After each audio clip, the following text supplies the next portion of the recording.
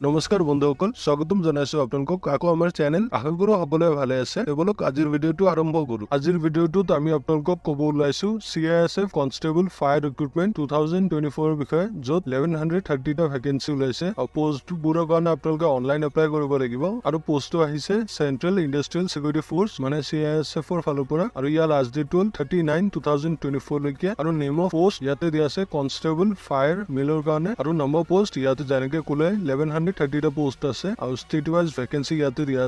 দিয়া আছে মই গোটেইখিনি নকলো আপোনালোকে চাই ল'ব ভিডিওটো পজ কৰি চাই ল'ব আপোনালোকে মই নৰ্থ ইষ্টৰ কেইটামান কৈ দি আছো ইয়াতে মণিপুৰৰ কাৰণে 16 টা পোষ্ট আছে মেঘালয়ৰ কাৰণে 22 টা পোষ্ট মিজোৰামৰ কাৰণে 8 টা পোষ্ট আৰু নাগালেণ্ডৰ কাৰণে 15 ত্ৰিপুৰাৰ কাৰণে 26 টা পোষ্ট আৰু অৰুণাচল প্ৰদেশৰ কাৰণে 15 টা পোষ্ট আৰু অসমৰ কাৰণে 164 টা পোষ্ট আছে ইয়াতে সো আপোনালোকে বাকিবোৰ ভিডিওটো পজ কৰি চাই ল'ব পাৰে তাৰ পিছত ইয়াতে পে স্কেল দিয়া আছে আপোনালোকে পে লেভেল 3 পাব 21700 ৰ পৰা 69100 লৈকে আৰু নেশনালিটি ইয়াতে সিটিজেনশিপৰ কাৰণে দিয়া আছে আপোনালোকে মেল ইণ্ডিয়ান সিটিজেন হ'ব লাগিব আৰু এজ লিমিট ইয়াতে দিয়া আছে আপোনালোকৰ এজ 18 ৰ পৰা 23 ইয়াৰ্ছৰ ভিতৰত হ'ব লাগিব এজন 39 2024 আৰু আপোনালোকৰ ডেট অফ বাৰ্থ 110 2001 ৰ পৰা 39 2006 ৰ ভিতৰত হ'ব লাগিব আৰু লগতে আপোনালোকে এজ ৰিলেক্সেশন পাব ইয়াতে ক্যাটাগৰি ওয়াইজ দিয়া আছে আপোনালোকৰ SC ST হলে 5 ইয়াৰ্ছৰ ৰিলেক্সেশন পাব OBC হলে 3 ইয়াৰ্ছৰ ৰিলেক্সেশন পাব আৰু এডুকেশনাল কোৱালিফিকেশন ইয়াতে দিয়া আছে আপোনালোকে 12 ক্লাছ পাস হ'ব লাগিব অথবা ইকুইভ্যালেন্ট কোৱালিফিকেশন যিকোনো বোৰ্ড অথবা ইউনিভাৰ্সিটিৰ পৰা লগতে সায়েন্স সাবজেক্ট থাকিব লাগিব